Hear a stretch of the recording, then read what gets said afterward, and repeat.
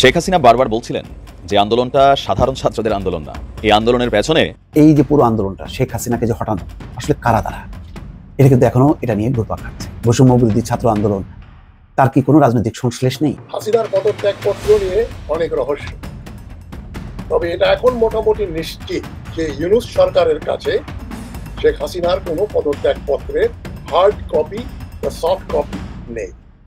New ইয়র্কে জাতিসংঘের সাধারণ অধিবেশনকে কেন্দ্র করে বিএনপি ও আওয়ামী লীগ পাল্টাপাল্টি কর্মসূচি ঘোষণা করায় পরিস্থিতি উত্তপ্ত হয়ে উঠেছে। বাংলাদেশের অন্তর্বর্তী সরকারের প্রধান উপদেষ্টা ডক্টর মোহাম্মদ ইউনূসের আগমনকে ঘিরে এই কর্মসূচিগুলোর আয়োজন করা হয়েছে। দর্শক, অবশেষে বাংলাদেশের সাবেক প্রধানমন্ত্রী শেখ হাসিনার কথাই সত্যি হলো। দর্শক মণ্ডলী, তিনি যে ভবিষ্যৎবাণী করেছিলেন এই কোটা আন্দোলনকে কেন্দ্র করে, সেটাই অবশেষে সত্যিই হলো। তো দর্শক, তিনি কি ভবিষ্যৎবাণী করেছিলেন এবং কি সত্যি হলো তা আজকের এই নিউজটি দেখলেই জানতে পারবেন। সেই সাথে জানতে চলেছেন ডক্টর মোহাম্মদ ইউনূসের জাতিসংঘে ভাষণকে কেন্দ্র করে উত্তাল নিউ ইয়র্ক। দর্শক মণ্ডলী, ইতিমধ্যেই বিএনপি আওয়ামী লীগের পাল্টাপাল্টি কর্মসূচি শুরু হয়ে গেছে যুক্তরাষ্ট্রে। তো দর্শক, সেখানকার কি পরিস্থিতি সেটিও আজকের এই নিউজের মাধ্যমে জানতে পারবেন। আরও জানতে পারবেন ডক্টর মোহাম্মদ ইউনূসকে যদি জাতিসংঘ থেকে জিজ্ঞেস করা হয় সাবেক প্রধানমন্ত্রী শেখ হাসিনার পদত্যাগপত্রের কোনো হার্ড কপি বা সফট কপি তার কাছে আছে কিনা, তাহলে তিনি কি উত্তর দিবেন বা তিনি কি বিপদে পড়তে চলেছেন। দর্শক, সেই ভিডিওটিও আজকের এই নিউজের মাধ্যমে দেখতে চলেছেন। তাই বলবো, ভিডিওটি কিন্তু খুবই গুরুত্বপূর্ণ হতে চলেছে, তাই যারা ভিডিওটি অন করেছেন না টেনে সম্পূর্ণ ভিডিওটি দেখতে থাকুন। তো দর্শক, এই ভিডিও সম্পর্কিত আমি আর বেশি কথা বলবো না, চলুন দেখে আসবো আজকে সেই কাঙ্ক্ষিত ভিডিওগুলো। তার আগে বলবো, যারা এখনো চ্যানেলটি সাবস্ক্রাইব করেননি অবশ্যই চ্যানেলটি সাবস্ক্রাইব করে পাশে থাকা বেল আইকনটি ক্লিক করে দিন।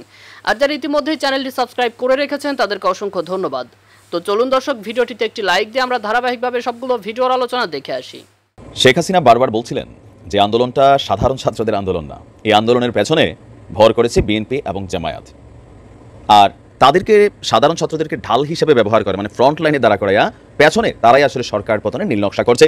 গোয়েন্দা তথ্যগুলো এমন ছিল, বাট ওই মুহূর্তে এই কথাগুলোতে হিতে বিপরীত হয়েছে, আন্দোলন বেগবান হয়েছে। কিন্তু আজকের দিনে এসে যেই তথ্যগুলো সামনে আসছে তার মানে কথাগুলো সত্যি ছিল।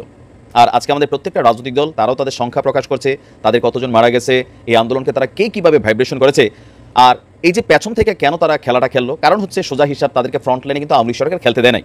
তারা মিটিং মিছিল করতে পারে নাই। দুজন দাড়িওয়ালা মানুষ একসাথে বসে এক কাপ চা খেলে সরকার কিন্তু ধরে নিয়ে গেছে। 5 জন বোরকলা মহিলা এক জায়গায় বসলে শিবির সন্দেহে তুলে নিয়ে গেছে। সো এটাই হচ্ছে রাজনীতি। যখন আপনি সোজা লাইনে হাঁটতে দিবেন না, মানুষ কিন্তু হাঁটবে, তবে সেই লাইনটা হবে বাঁকা। আর সেই বাঁকা লাইনেই জামাতের নেতৃত্বে, তার মানে বোঝা যাচ্ছে কি আজকে সমন্বয়করা যে বিবৃতি দিয়েছেন বা আমরা যাদের এখন একে একে পরিচয় পাচ্ছি, তাহলে বোঝা যাচ্ছে যে টোটাল আন্দোলনের মাস্টার মাইন্ড ছিল বাংলাদেশ জামায়াত ইসলামীর যে ছাত্র সংগঠন আছে, ছাত্র শিবির। ছাত্র দলের ভূমিকার কথা আমরা এখনো শুনতে পাচ্ছি না, তবে সাধারণ ছাত্রদের মধ্যে তারা অবস্থান নিয়েছিল, কিন্তু পরিচালনা টোটালি মাস্টার প্ল্যান যেটা ছিল 9 দফা, যেটা থেকে ঠাস করে আবার 1 দফায় নাম ছিল, এই প্ল্যানটা কিভাবে হয়েছে। একজন সমন্বয়কের ছবি ভাইরাল হয়েছে, সায়েম সাদিক, হ্যাঁ সবাই দেখেছেন। তিনি দাবি করা হচ্ছে যে তিনি ঢাকা ইউনিভার্সিটির ছাত্র শিবিরের সভাপতি। ছবিতে দেখছেন যে আন্দোলনের প্রথম থেকে বিভিন্ন সময় যখন আলোচনা হয়েছে তখন পর্যন্ত আসলে জানার সুযোগ ছিল না তিনি শিবিরের নেতা, যার কারণে সমন্বয়কদের ফ্রন্ট লাইনে বসে তিনি লিড করছেন। আর পেছন থেকে 9 দফার দাবিটাকে তারা এখানে বাস্তবায়ন করেছেন। শিবির সেক্রেটারির সাথে আলোচনা করেই 9 দফা দাবি তৈরি করা হয়েছে। আর এই তথ্যকে দিয়েছে খুবই গুরুত্বপূর্ণ একজন সমন্বয়ক, যিনি আব্দুল কাদের। বৈষম্য বিরোধী ছাত্র আন্দোলন চলাকালে ঘোষিত 9 দফা নিয়ে চাঞ্চল্যকর তথ্য দিয়েছেন আব্দুল কাদের, যে কিভাবে ঘোষণা করা হয়েছিল এই ব্যাপারে তিনি একটা দীর্ঘ বক্তব্য দিয়েছেন। আমরা শর্টে যদি দেখি, তার বক্তব্য হচ্ছে যে আমরা শান্তিপূর্ণ কর্মসূচি চালিয়ে যাচ্ছিলাম, কিন্তু 16 তারিখ আবু সাইদ সহ যখন 6 জন শহীদ হয়, তখন ওই দিন রাত 12টায় সামনের সারির সমন্বয়করা মিলে আমরা একটা অনলাইন মিটিং করেছিলাম। মিটিংয়ে প্রথম এজেন্ডায় ছিল যে 6 জন শহীদ হলেন, এই 6টা লাশের বিনিময়ে শুধু কোটা সংস্কার কিনা। তখন সবাই বলে উঠলো 6টা লাশের বিনিময়ে শুধু কোটা সংস্কার হতে পারে না। পরবর্তীতে দীর্ঘক্ষণ আলাপ হলো, তখন সেখানে নানান দাবি দাওয়া উঠে আসলো। তো দাবি দাওয়া উঠে আসার পরে আপনার আমরা আলোচনার আহ্বানকে, এখানে সরকারের পক্ষ থেকে আলোচনার আহ্বান আসছিল, আমরা এগুলোতে মানলাম না। পরবর্তী সময় কিভাবে আসলে কাজটা করা যায় আমরা এটা নিয়ে কথাবার্তা বলছিলাম। তখন থেকে আমরা আন্দোলন পরিচালনা করে যাবার স্বার্থে কৌশলী অবস্থা নিয়ে গ্রেপ্তার এড়ানোর সিদ্ধান্ত নেই। পরবর্তীতে সবাই মিলে আলাপ আলোচনা করে যে যেই দাবিগুলো ফাইনাল করব, তো দাবিগুলোর মধ্যে তারা 9টা দফা নিয়ে আসছিল। এর মধ্যে ইন্টারনেট বন্ধ হলো। আন্দোলনের শুরুতেই নাহিদ ভাই ডেকে নিয়ে এবং এক লোকের সাথে মিট করিয়ে দিয়ে পরবর্তীতে আন্দোলনের পারপাসে একাধিকবার ওই লোকের সাথে যোগাযোগ হয়। পরবর্তীতে তিনি জানতে পারি ঢাবি শিবিরের ছাত্র আন্দোলন বিষয়ক সম্পাদক ছিলেন। তার মানে নাহিদ হচ্ছে এখন উপদেষ্টা, টোটাল এই সার্কেলটার ব্যাকগ্রাউন্ডে শিবিরই ছিল, কিন্তু তখনও শিবিরের সভাপতি এবং সেক্রেটারির সাথে ওইভাবে যোগাযোগ হয়নি। তো যাত্রাবাড়ি এলাকায় যখন আমরা আন্দোলন করছিলাম, তখন শিবিরের ঢাবি সেক্রেটারি ফরাদ ভাই আমাকে ফোন দিয়ে বললেন আন্দোলনরত কয়েকজন সমন্বয়ক সরকারের মন্ত্রীদের সাথে আলোচনায় বসতে যাচ্ছে। এত এত শহীদের রক্তের সাথে তারা বেইমানি করছে, আন্দোলন শেষ হয়ে যাবে। আপনাদের খেয়াল থাকার কথা, মাঝখানে একটা টিম সরকারের সাথে কিন্তু গেছিল বৈঠক করতে গণভবনে, সম্ভবত ওই টিমটার কথাই বলছে। তারপরে তারা বললো যে তারা মঙ্গলবার একটা মিটিং করলো, আন্দোলন চালিয়ে নেওয়ার মতন মাঠে কোনো সিনিয়র নেই, আসিফ নাহিদ তখন ঘুম ছিল, আমি 7-5 না ভেবে রিস্ক নেওয়ার সিদ্ধান্ত নেই। ওই দিন জুমার নামাজের পরপরই যাত্রাবাড়িতে কয়েকজন শহীদ হন, আমার চোখের সামনে ঘটছিল, আমি দেখেছিলাম সবকিছু। তো সবকিছু মিলিয়ে তখন আমরা সিদ্ধান্ত নেই 4-5 বছর ক্যাম্পাসে ছাত্রলীগ ফেসিবাদের দীর্ঘ একটা লম্বা বক্তব্য দিয়েছে। তো কিছুক্ষণ বাদে শিবিরের সেক্রেটারি আমাকে ফোন দিলেন, বললেন কিছু দাবি দাওয়া খসড়াকারে করছি, তোমার সাথে আলোচনা করি। আমরাও যেহেতু আগে আলোচনা হয়েছিল অনেকগুলো দাবির ব্যাপারে, সেখানে তখন ওনার সাথে আলোচনা করে সমন্বিতভাবে তৈরি হয়েছিল সেই 9 দফা। তিনি একে একে কিছু দাবি বললেন যেগুলো খুব কমন ছিল: স্বরাষ্ট্রমন্ত্রীর পদত্যাগ, ছাত্র হত্যার সাথে জড়িত পুলিশ প্রশাসনকে বরখাস্ত, সন্ত্রাসীদের বিচারের আওতায় আনা, ভিসির পদত্যাগ। তো এরপরে ক্যাম্পাসে ছাত্র রাজনীতি নিষিদ্ধ করতে হবে, এটা আমি মানি নাই। দীর্ঘক্ষণ আলাপ আলোচনা হলো, মানে শিবিরের সেক্রেটারি বলছেন। তো এখন কি আসলে বাংলাদেশে ছাত্র রাজনীতি বন্ধের পক্ষে শিবিরের অবস্থান আছে কিনা আমি জানি না, নাকি এটা তৎকালীন সময় ছাত্রলীগকে ঠেকানোর জন্য বলা হয়েছিল। তো এখানে অনেক আলোচনা হয়েছে। তো এই হলো 9 দফা তৈরির পেছনের গল্প। তবে 9 দফা প্রচার প্রসারে গুরুত্বপূর্ণ ভূমিকা রেখেছিল শিবির, নেট ছিল না। তো সশরীরে শিবিরের নেতাকর্মীরা এখানে যথেষ্ট এফোর্ট দিয়েছেন। তো বুঝতেই পারছেন যে আন্দোলনটা নিয়ে এত কথা হয়েছে, এখন আমরা দেখছি বিএনপির 400 কতজন মারা গেছে। তবে এই সমন্বয়কদের টোটাল গল্পে ছাত্র দলের কোনো কেন্দ্রীয় লিডার অথবা সামহাও যারা বড় নেতৃত্ব আছেন তাদের কিন্তু কোনো অস্তিত্বের গল্প নেই। তার মানে শেখ হাসিনা ঠিকই ছিল। আর এই দোষটা কেন হইল? রাজনীতি এবার সোজা লাইনে হোক বেকা লাইনে হোক, জয় পরাজয় এই জিনিসটা রাজনীতির মাঝে ভ্যালু রাখে। নিউ ইয়র্কে জাতিসংঘের সাধারণ অধিবেশনকে কেন্দ্র করে বিএনপি ও আওয়ামী লীগ পাল্টাপাল্টি কর্মসূচি ঘোষণা করায় পরিস্থিতি উত্তপ্ত হয়ে উঠেছে। বাংলাদেশের অন্তর্বর্তী সরকারের প্রধান উপদেষ্টা ডক্টর মোহাম্মদ ইউনূসের আগমনকে ঘিরে এই কর্মসূচিগুলোর আয়োজন করা হয়েছে। বিএনপি ডক্টর ইউনূসকে স্বাগত জানানোর জন্য পরিকল্পনা করছে, অন্যদিকে আওয়ামী লীগ তার বিরুদ্ধে বিক্ষোভ কর্মসূচি হাতে নিয়েছে। বিএনপির দাবি, তারা আওয়ামী লীগ সরকারের আমলে ঘটে যাওয়া খুন, গুম, নির্যাতন এবং লুটপাটের বিচারের দাবি জানাতে জাতিসংঘের সামনে অবস্থান নেবে। অন্যদিকে আওয়ামী লীগ ডক্টর ইউনূসের সরকারের পদক্ষেপের প্রতিবাদ করতে বিক্ষোভের প্রস্তুতি নিচ্ছে। এই ঘটনাকে ঘিরে উভয় পক্ষের মধ্যে উত্তেজনা বিরাজ করছে।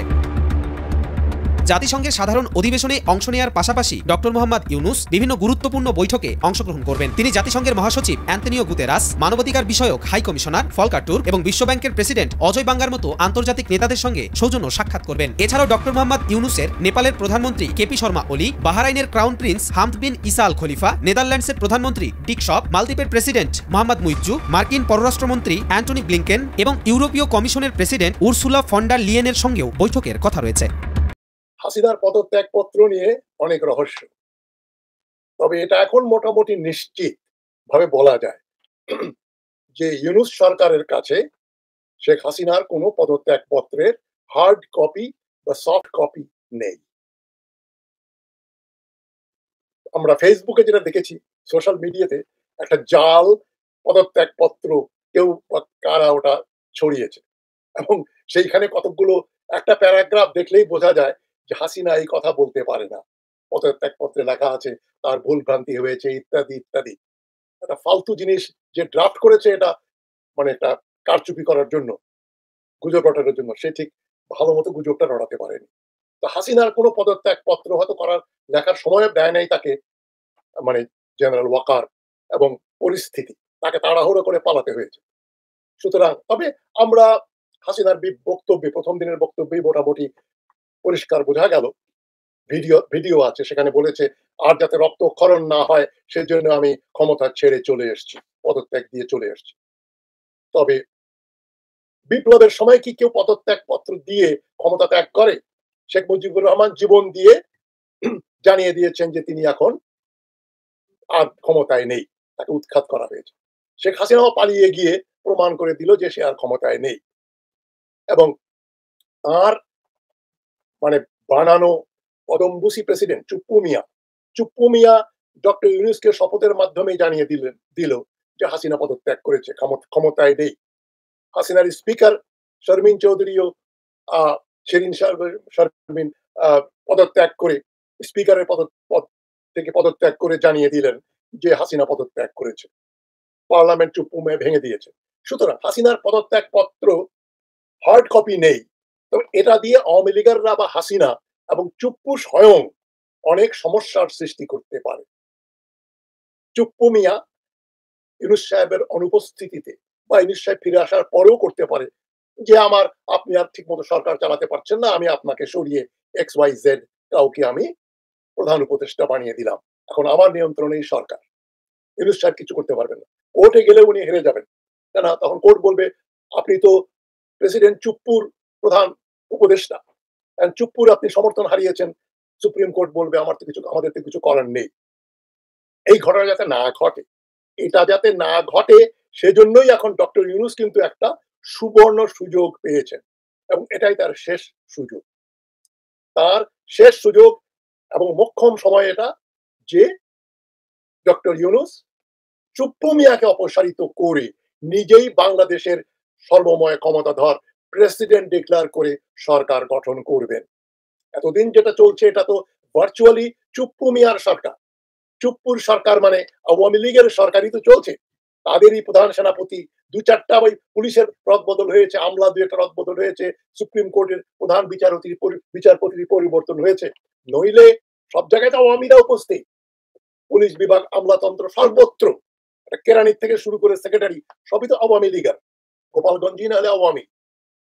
সেটা ডক্টর ইউনূস সরানের প্রয়োজনীয়তাও বোধ করলেন না। অবাক হয়ে যায়। অবাক পৃথিবী, অবাক করলে তুমি। কেমন করে এটা সম্ভব?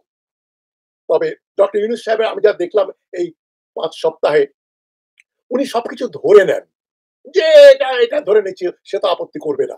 যেটা advocate Mohsin Rashid face the people, Saifur Rahman সাগরের অনুষ্ঠানে বলেছেন যে ডক্টর ইউনূস যে একটা 6 জনকে বিভিন্ন কমিটি করে তার প্রধান বানিয়েছিলেন, তাদের একজন রিটায়ার্ড বিচারপতি।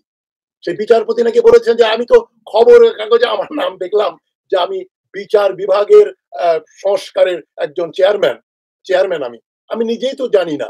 তার মানে ডক্টর ইউনূস তাকে নিজে বলেননি, ধরে নিয়েছেন যে বললে তো উনি আমাকে সাহায্য করবেন এবং উনি হয়তো আইন পরিবর্তনের ব্যাপারে সাহায্য করবেন। এই ধরনের ধরে নেয়া যায় না। কিন্তু আমি ডক্টর ইউনূসকে যতটা জানি উনি খুবই ইনফর্মাল, সহজ সরল। দর্শক, আমি আশা করছি আজকে নিউজটা আপনি খুবই মনোযোগ দিয়ে দেখেছেন। সেই সাথে দর্শক, এই ভিডিওগুলো সম্পর্কিত যদি কোনো তথ্য বা মতামত থাকে তাহলে তো অবশ্যই কমেন্ট করে জানিয়ে দিন। আরও জানিয়ে দিন আপনি ঠিক কোন জায়গা থেকে আজকে নিউজটি দেখছেন। দর্শক, নিউজটি শেষ করছি এখানেই, ফিরছে আগামী ভিডিওতে নতুন কোনো টপিক নিয়ে। আল্লাহ হাফেজ।